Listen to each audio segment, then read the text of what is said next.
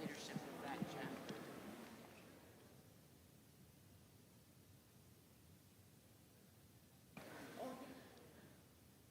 Good morning, everyone. I'm so pleased to see everyone here. In case you... Oh. This is number 3.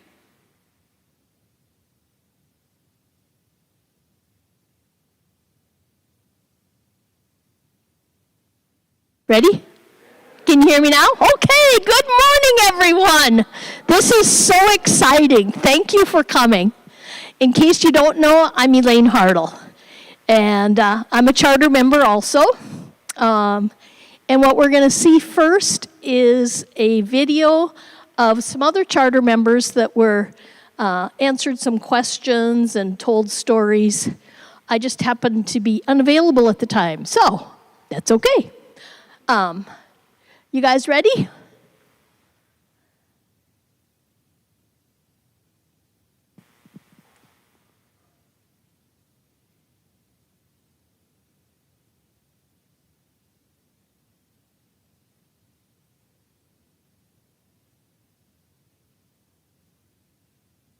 Okay, I also want to tell you that when you're going to go down the hall eventually after the 10:30 service, you will get name tags and wristbands because you had to sign up.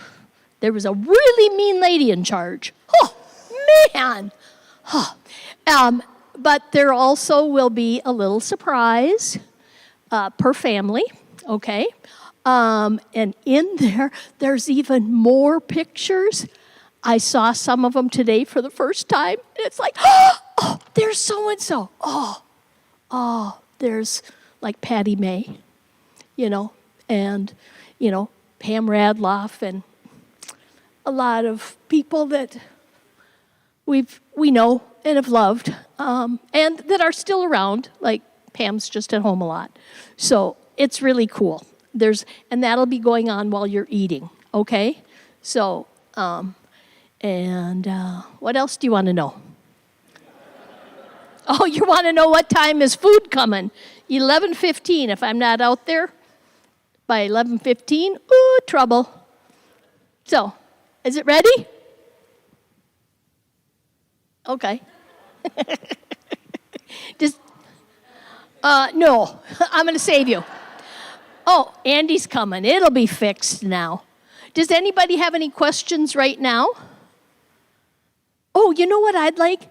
I would like anybody here to stand up that is a charter member.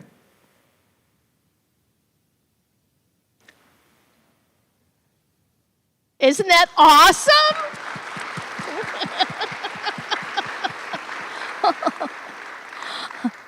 Thank you, everyone. Yes, it's just so cool. We did our best to get a hold of pastors and also anybody who worked in the office.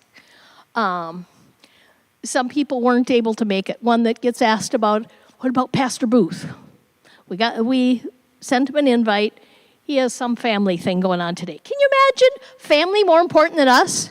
Oh, yeah, it is. So, anyway, what? I could do Days of Elijah if I had 3 other people up here with me. Okay, well,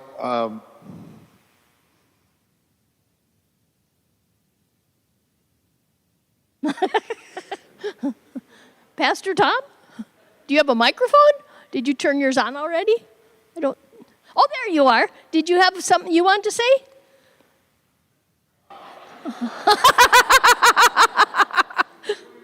Huh?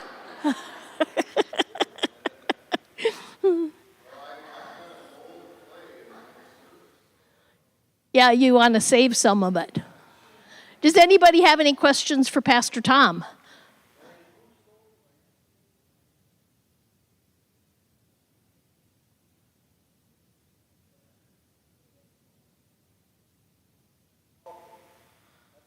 Did you hear who Lois said?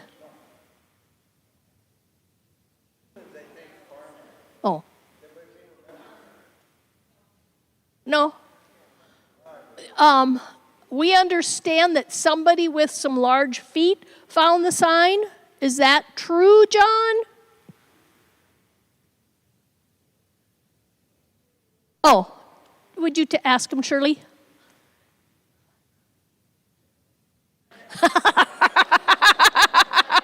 Yay!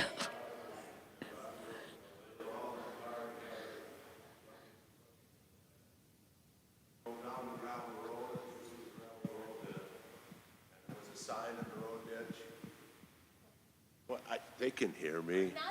Okay. Is it on? It's on. Okay. So anyhow, we were driving down the gravel road looking for land, and I think we were all in the car, weren't we? And we came upon this sign out front. It was on the hill, kind of on the hill by where the property started, and part of the sign was missing. It said for sale, and then the call, and that part was missing. So I got out of the car and ran up the road ditch, and here the broken off piece of sign was laying there with the phone number on it, and we called them. And Roger, do you remember how much you paid for the land? Yeah. Yeah. So, yeah, pretty interesting. Thank you. Is it ready? Andy? Nope. Okay. Who's got some more questions? Oh.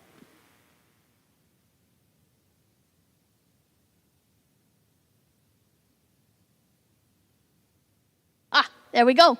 Okay. Enjoy. Okay, well, I could probably talk till noon myself, so that's not a good way to start, but 2 minutes, that sounds good. Basically, there were a number of about 200 members, including children, from Redeemer Lutheran Church that decided it was time to start a new congregation. And they began with a first service in a public park, which I did not attend, but remember Pastor Otto Schlegelmilk at Shannon Park. And that was the first service.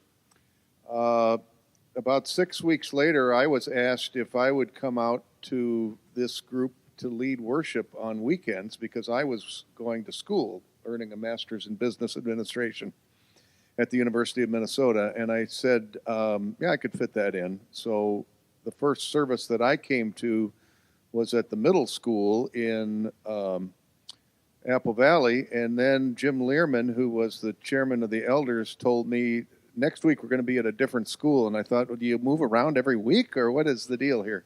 But we moved to Cedar Park Elementary School in Apple Valley, and we worshiped there for 3 years. So that is, and then as we were talking here just a little bit off the air, there was a committee formed, and that committee found land here in Lakeville, which we purchased 10 acres to get started. The only thing I remember in Messiah was the name had come up, and they contacted Messiah in, Minneapolis to see if they would object to us using the name Messiah, and they said they didn't. So that's the only thing I remember about how come we were named Messiah.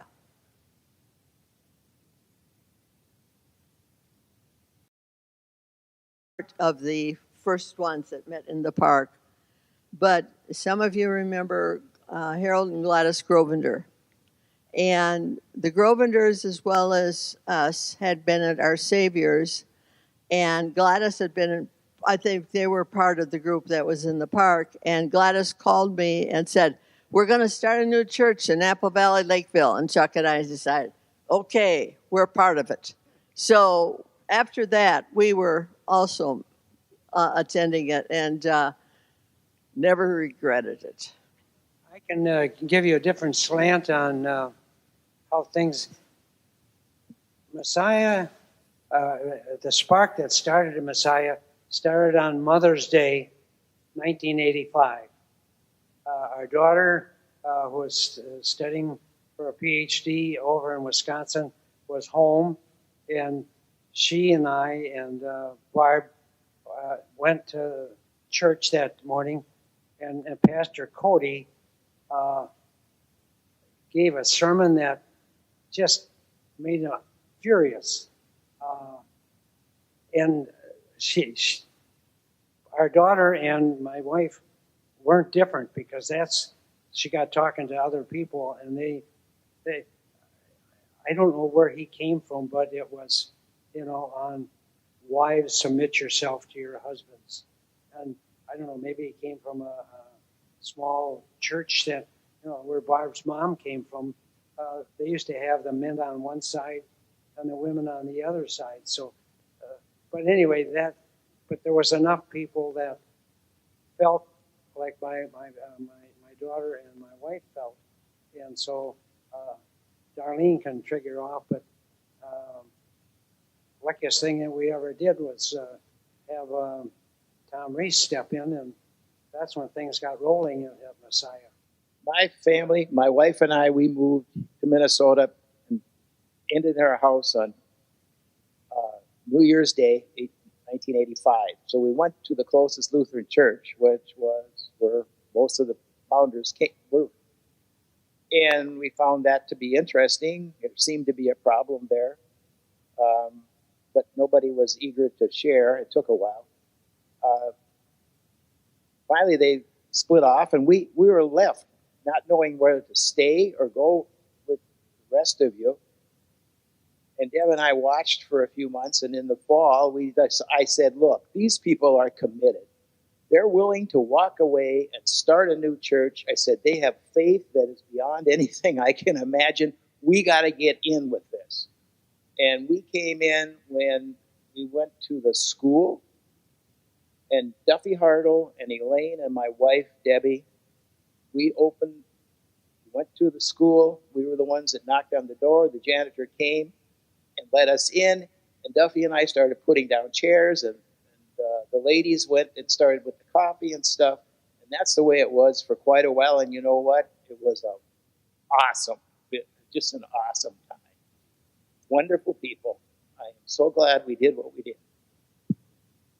Just to kind of add to that a little bit, since our group was smaller, we needed everybody's help to get everything done, to get all those chairs set up, to make the coffee, to put everything away, and just to have all the activities that we wanted to have. So there was a place for everybody, and that included me, young mom with school-age kids, and I really found a place to be at Messiah. We also, when we started, it was also kind of easy because we had people there that had been head elder, had been ushers, had been musicians, congregation, head of the congregation and stuff. So they've all had experience in some area. So it was easy to kind of put us all together and to get us all involved.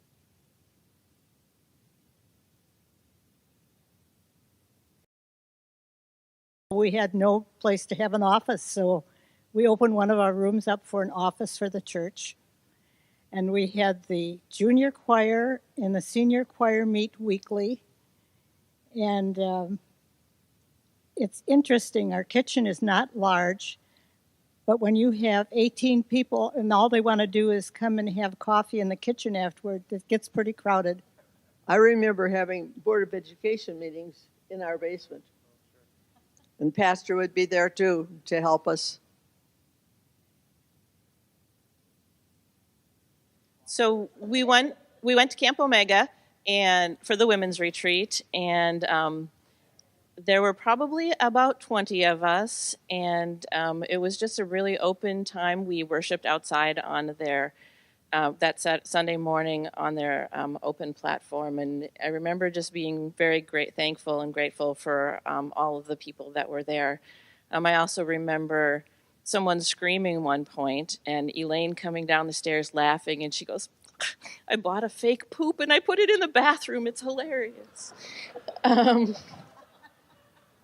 we did skits, and just Bible studies and talked about being women of faith. I remember it being a really great time.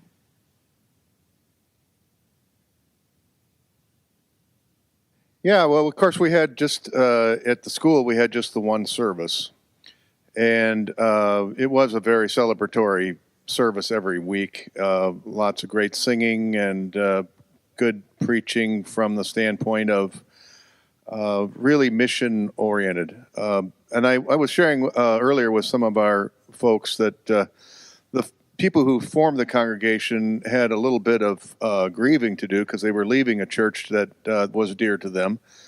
But that didn't register with me that well. And all I could see was opportunity. I thought, man, you're planting a church in one of the fastest growing suburbs in the whole state of Minnesota. And people did, even while we were in the school building, came to worship with us that were guests, and we grew rapidly. So that by the time we moved out here, we had a wonderful architect fairly early on, and he designed what we have now here, this entire plant. But this entire plant was a few $1 million ahead of where the congregation was financially. So I believe it was Vern Lovestead, and Vern was the chairman of that committee. We all owe a great debt to Vern Lovestead. He said, why don't we build what is the narthex, just that little frame building? And we could start there and use that as our worship center. So that's literally how the decision was made to just build that piece of it, which was affordable. And we finished that and moved out of the school at the end of the third year of the congregation's existence. Well, that little space was not large enough to have everybody at one service. So that's where the two service thing started right off the bat when we moved in here. And we used that space as long as we could. But, it wasn't too many years later that there was an addition put on for education purposes, and then finally the sanctuary itself was built. And I guess it's about 32 years ago that sanctuary was completed, because I was talking to a member who said the carpet's 32 years old. That's why it's being changed out today. But Bill was on that committee as well, and I think Lois was on that committee too. Oh, Gary was. That's right, Gary was on it. What was that guy's name? Tall guy, thin. He left the church. John Beckendorf and Gustafson. What was her first name? Joanne. Yeah, she was on it. There was one woman there that I can't remember the name of, and then there was, I think, another guy that. Let's see. There was Vern. There was Gary. There was myself, John. I guess that was about it for the building committee. Oh yeah, the congregation would respond to what we had in mind. There was no real bickering or anything about what the plan was. Oh yeah, Roger Belcher. That's right. Yeah, and so everything worked quite smoothly. We had good leadership from the pastor, and we worked on it, and we worked very closely with the architect to make adjustments and changes, and everybody seemed pleased. And also, I don't think we had anybody many over 60. It was a very, very young congregation at the time when it first started. Basically, it was traditional, using the hymnal. Well, it's not the greatest thing to remember, but that cross above the altar is in memory of our son. And that happened in 1988. Yeah. Part of the group was Bob and Patty May, who I think our first meeting was in their backyard. But they were very involved in music, and Patty wrote a number of presentations for the junior choir. She wrote them and she directed them, and we did it here at Messiah, but we also did them in nursing homes. She wrote all the music for it. Part of a church that has committed people is beyond your imagination. And we came here and we decided we had to add on, and we got linked up with some group called Laborers for Christ. I helped put shingles on. I helped put that wall and the insulation in. I mean, we had the most phenomenal Saturdays. We did this all day Saturday, and they had work lined for us. I have nothing but wonderful memories about people working together, and we would all take lunch, grab hands, pray together. It couldn't have been better. In regard to that, my husband, Chuck, was one of them once. When the weather got to a certain point, they had to move out with their travel trailers or motorhomes. And so Chuck, and I forgot who the guy was that worked with him, they then, shall we say, sort of became the supervisors. And I know, again, that was something my husband really enjoyed doing at that point. So it was once, yes, they did the work, but our members, once the Laborers for Christ left, our members took over and completed what had been started. One other person's name that should be mentioned was the crew chief for that Laborers for Christ, and his name was Dale Vogt.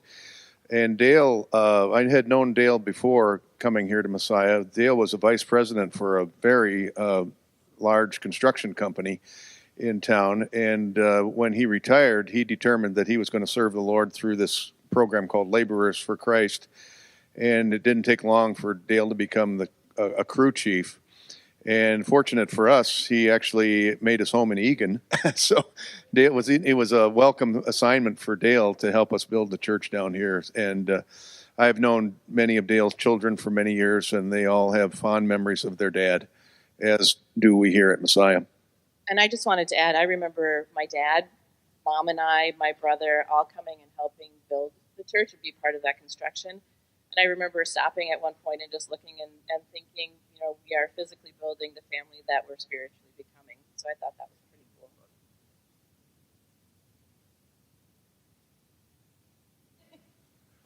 Let me just say a little bit about that.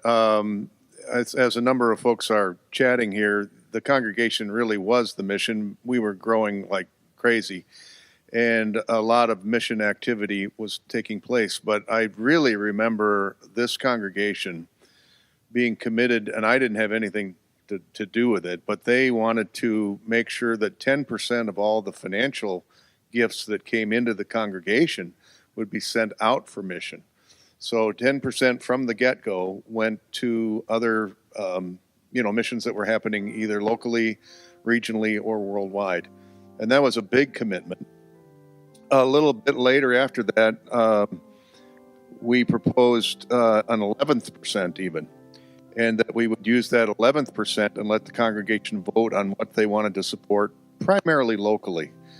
So I've noticed over the years in the bulletins here at Messiah that we'll say our mission for the quarter is Camp Omega, or making beds for those that don't have a bed or whatever. That all started with that 11th percent notion that people would vote on as to what we would support with that. Remember that? Yep. It was the 11th percent. So here we are with great needs as a growing congregation and a big mortgage, but they never wavered from that 11% going out the door. My understanding from our early times was our mission was always to lift high the cross, to always be not only growing ourselves, but to let other people know what we were about, and who we were, and to let them come to God, which is part of the reason that even the early constructions had a peak where the cross was always high. So if you look at our building right now, what you will notice is highest is the cross, because we lift it high so that people come to us.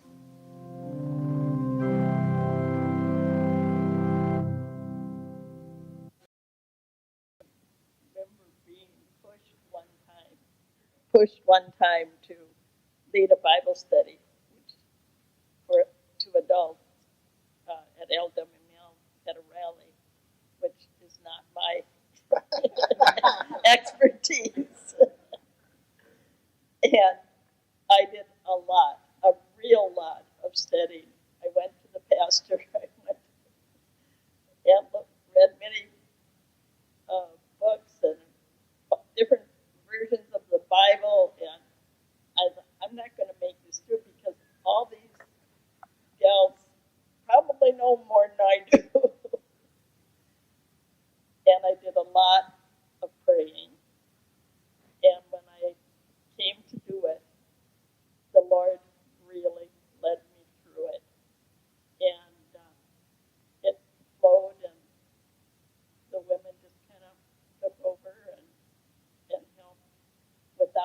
unknowing what was going on, and it went very well. But that's the Lord's work. Well, I early on I got elected to be on the parish fellowship board, the first one, and the second one, and then the third one. I got to be the director, so I was the director of the parish fellowship board for a couple of years, and that was a surprising thing. I don't see myself as a leader or a manager, but and we got through it, and we had fun doing that. It's kind of figuring out the fun activities, the potlucks, and other kinds of things that we did, social things, and that was a good experience. I was also an LWML from the get-go here, and that was new for me, and I really enjoyed fellowship with the other women. That was great. I made some very good friends here at that time. And I guess that was one of my main contributions early on.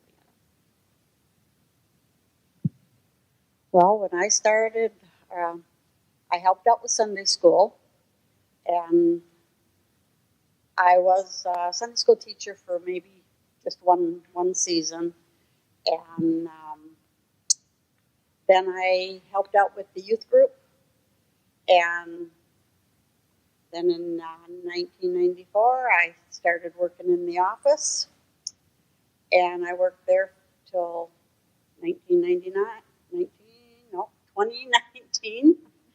and for 25 years, and it was a great time. And my fondest memory of that time was I had started here, and I think I was in my second or third week here, and Judy Otto, who was the office person at that time, well, they left, and she had showed me all the things I had to do, and one of them was that I had to make out the checks for the treasurer to sign and stuff. Well, we had this machine that wrote out the checks, and I'd have to put in all the amounts, and I had a list here, make sure I had 6 things I had to do before I pressed start. And so I would do all these things, and the checks were the kind that were on a roll, so they had to fit into this machine, and the prongs had to fit the sides of the checks.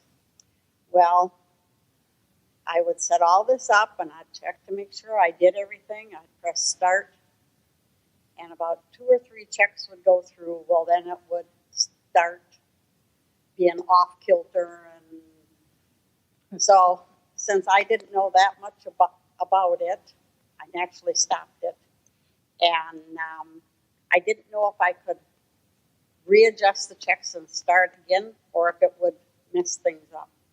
So I'd take the checks out. We had a typewriter there because we didn't have a computer at the time.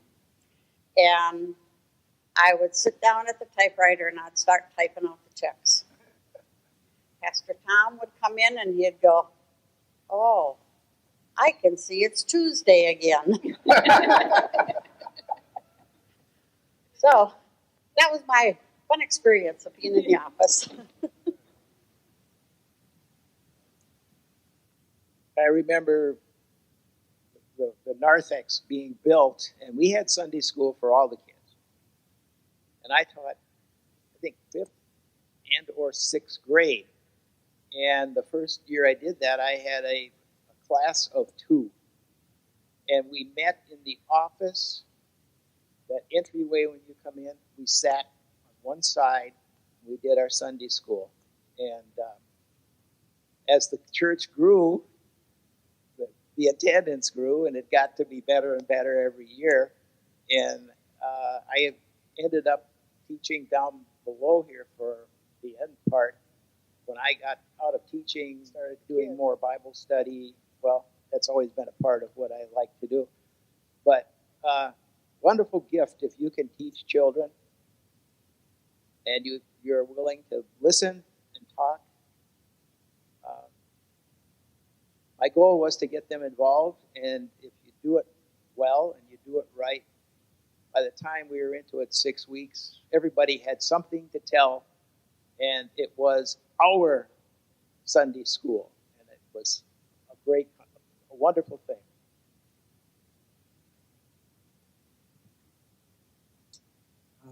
Let's see. 40 years is a long time to try and remember things. I've been past president of the congregation. Was on the building committee for a while that existed. Might have been head of the board of elders. I just can't remember. One thing that comes out that gives you an idea, the congregation at one time was very dissatisfied with a vicar we had. It seems he wasn't responding as well as he should. And I can remember that Pastor Tom and I had a meeting with the congregation, and we told them at the beginning that if anybody walks out to their car in the parking lot and says, I wish they would have talked about this, this meeting would be a failure. And so as a consequence, we just had a lot of people talking about things, and that's kind of congregation and people, a collection of people that we had here all the time. This is going to be difficult. I supported Bill in everything he did. I also listened to the sermons every Sunday really well. But the one thing that I did do, I taught Sunday school 1 year, and I went back later and apologized to all the kids. So my gifts have taken me other places during this time. So, thank you. Well, I guess everyone kind of knows already that I was the pastor here, first part-time and then full-time for a total of about 9.5 years. But one thing that I remember well is the fact that we had a big mortgage debt, and they were paying me to, I needed a salary and all of that. So we didn't have a lot of money left over for staffing. And it was important that we had a large number of people who acted like staff people, and a few others that we hired on a part-time basis, a very part-time hourly basis.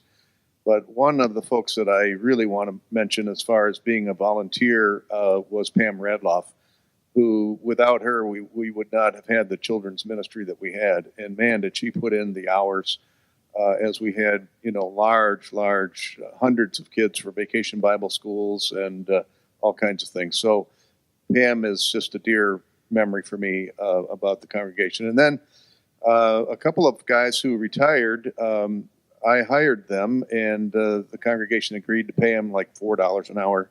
One was Earl Nolte, and the other was Ray Feldkamp. And I didn't need assistant pastors because those guys, I just turned them loose to make calls. And they went out and made calls on people, and they said, we don't want the money. And I said, yeah, but if you don't take the money, I can't tell you what to do. So I insisted that they take the cash, and if they don't want it, put it back in the offering plate. But they were big-time helpers for me as a pastor, so we didn't have to invest at that point yet. We weren't ready to invest in significant other staff. And that kind of thing. And then I also want to mention we started a child care center here, and that was a really interesting experience because probably about half of the congregation was very enthusiastic about that, and another half were not. So we didn't have a complete ride without controversy in the first 10 years. But some folks that worked really hard on that child care center were the Keenitz family. Paula, Lois, and Darlis all put in so much effort to make that thing go. And I thought it was just a premier mission while it was in existence. And wanted to mention that was it for me. That is a pleasant memory that we had that ministry going. So again, what I, in summary, would say is a lot of folks who put a lot of time in, and either as a quasi-staff person because they didn't take a cash, or because they took a little bit of money to be a staff person, which is what made this thing really work. Okay, where do I start? I've taught Bible studies, still involved with LW Mill, leading the Lydia Circle also. I've served as the chairman of the Board of Education on the council. I served as a secretary on the council. Worked with various groups, and even today I serve as the parliamentarian for our voters. And that all started, Helen Nolte and I had been at an Elton Mill convention. And at that time, Earl was the president of the congregation. And so when she got home, she said to Earl, we need a parliamentarian at our voters' meetings. And so that's where I started with that. And then later on, when I attended a voters' meeting, this was before they used the script like they do today. And I just felt that our voters' meeting could be more effective. So I contacted the then president. He called me. He was out of town on doing his work, and we spent a half an hour on the phone. When we got done, he had sent me the agenda, and when we got done with that half hour, he had a script completely written, and every president since then has used it. And so when I tell people at a parliamentary meeting that our voters' meetings normally don't last over an hour, they just sort of look at me and wonder why.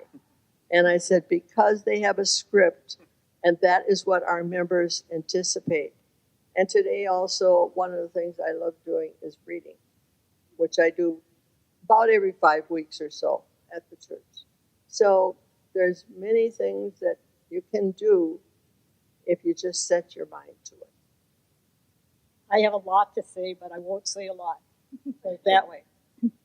I started out and for many years was congregational secretary. It was an appointed position, and so I got to get in on a lot of the little meetings here and there and what was going on and sign papers and stuff like that. But from there on, all of my time, if it was music, I was involved. We had flute choirs, we had an orchestra, we had the handbells, we had cherub choir, junior choir, senior choir, male choir, and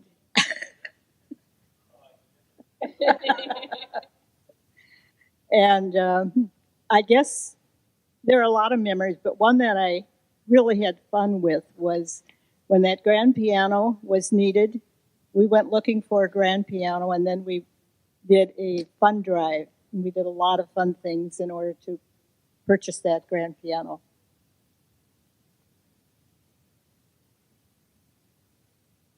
So I, as Pastor mentioned, I was part of Heart and Hand, was a teacher there for many years. But I think one of the things I remember most was I was a head of the youth board for a while. And the two things that I remember clearly was going to the National Youth Convention in Louisiana. We took 3 youth. It was just me and 3 youth at that time. And then 2 years later, I took a group to the Boundary Waters. And at that time, we had over 20 youth and adults that went to the Boundary Waters and paddled around there for a while. So.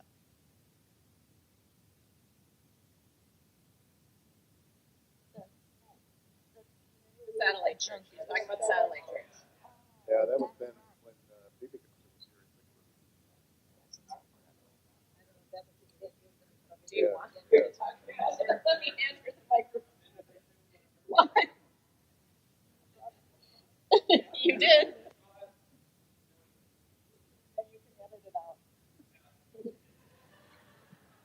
The church was growing, and it was decided that we needed to go out and reach other people. So they started I guess you would call it a satellite church down at the Lakeville High School. I think it was Lakeville North. And I'm not sure how long it lasted, but they did have services there every Sunday. So we had 8 o'clock service down in here at Messiah. Oh, let's go back. We had Saturday night, then we had 8 o'clock service here. We had Sunday school and education here at 9:15 and a service down at Lakeville. The Hope was the name of the church, and then a 10:30 service or 10:45. So we were very active in preaching the word. Good.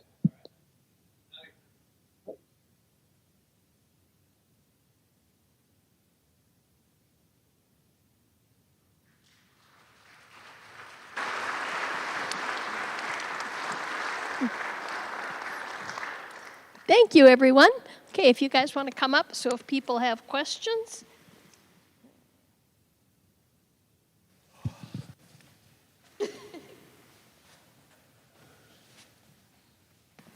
Does anybody have any questions already? Okay. We came up with a couple just in case it took you guys a bit. Also, my understanding is this video will be online pretty soon too. So if somebody wasn't here and they're asking about it, Crystal was going to upload it this week, or maybe, I don't know when, but soon. Okay. Some of the things were answered by some of you, but, well, Jim, I'm going to ask you this one even though I know the answer. What brought you to Messiah? What brought me to Messiah? Well, my name is Jim Lehrman. Not the Jim Lehrman that Pastor Reese talked about. He was my father. But I have been here since the beginning also. At that point, I was, a whopping 19 years old, going to college. So I'd come home on weekends and, we're having church in a park. Okay, works for me. We're having church in a school. Okay, so that's how my life kind of evolved into this. Over the years, there's people here that probably remember me as a younger version of myself. But that goes two ways, because I remember you guys as younger versions of yourself too. But it's been a very grateful and wonderful 40 years. I have a lot of memories. Children were baptized here. Children were married here. A lot of people that started this church are no longer here. But it's very, very wonderful, and God has brought this church here and helped with this community. And people leave and they come back. And one thing too about this church, there's a lot of pastors. Pastors never retire, but there's a lot of pastors that come to this church, and that's one thing I've noticed. So I think this church is very, very blessed. Thank you. Karna, what brought you to Messiah? I guess mainly I had gone to the other church for about almost 9 years and made a lot of friends there, and so a lot of those friends were leaving, and I didn't want to lose them, and so I just kind of followed along and brought my 2 boys, and the rest is history. Yeah. So we've always loved it here, and our 2 sons were confirmed here. My husband is Catholic. He goes to Risen Savior in Burnsville. And Frank still comes here though too. Frank comes for many years. One day I was greeting at the door and someone asked where Frank was, and I said, he's at his church. And they go, what do you mean his church? And I said, he's not a member here. But it's kind of like he helps a lot here too. So just always enjoyed it. Yep. Okay. I'm going to ask you two. Paula, what's your favorite thing at Messiah now?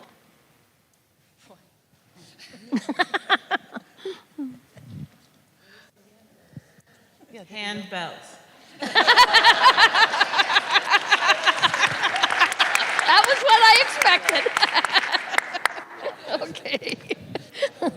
Lois, your list is too long. I'm not asking you. Okay. Does anybody out here have anything that they want to ask? Oh, okay. Steve, yeah. probably a lot of people, we had the picture of the cross, are not aware that there's 3 lots in the development over here where the legal description is Crossview. That land belonged to us as a congregation here. I think we had 2 10-acre parcels, didn't we, John? And the south 10-acre extended beyond the tree line that's back here. And when they started to develop that, they contacted us as a church, and I think maybe I was president of the congregation then. So we sold 3 lots called Crossview. Okay, cool. Anybody, you guys can share memories too. Please do. A couple more minutes for questions because we'll have to, the 10:30 people will be coming in because after that, it's the big party in the back. Any other questions or comments? Joyce? Jody? Both of you? Oh, okay. Okay.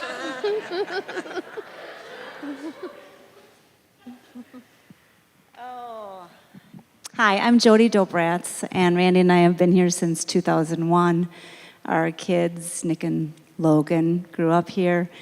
And I just wanted to add, or Joyce and I wanted to add a little description of Messiah's Church of Hope.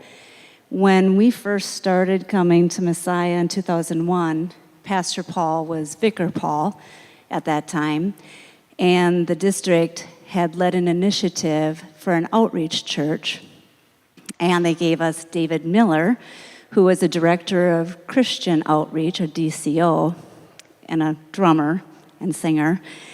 And they formed a group of like 30 people or so that ventured off to Lake Marion Elementary School, and for about 2 years, we had a trailer that came from Messiah with all of the music equipment, and all of us families, babies to 80s, got there. We set up church. We set up the band, the praise band. There was one praise team. We sang every single Sunday. And then we had education hour. And then after that was done, we took it all down again, brought it all back to Messiah. So it was a 4-hour commitment for all the people who were there, and it was the most amazing experience for our families.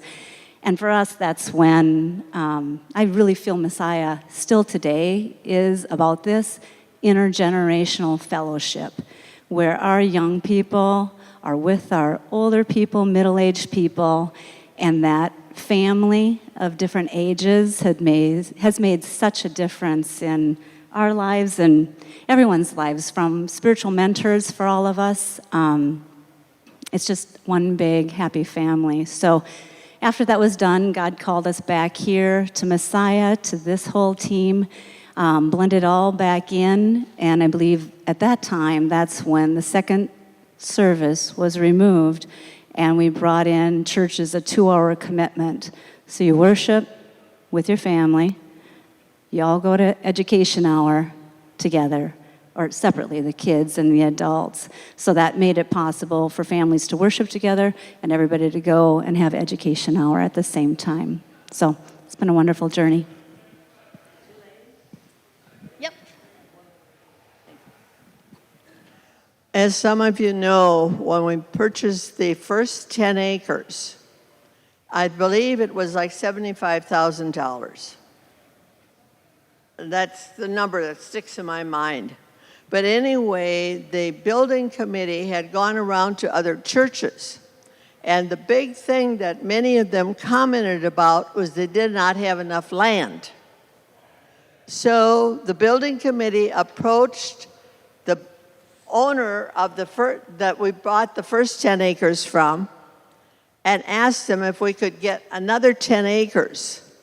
And this was, within a couple of years. And he sold the second 10 acres to the congregation for the same price because it was going to a church. And if that wasn't God working, what was? Thank you. I got to throw in a funny one from going to Lake Marion and Hope. Duffy, my husband, was really good at helping and setting up, taking down. And for some reason, I had to leave, and our youngest daughter, Joy, stayed behind. Okay, Duffy, remember to bring Joy home. Okay, yeah. Pretty soon, I'm home, and I get a call. There were no cell phones at that time. Jody came to the church, called me. Elaine, we have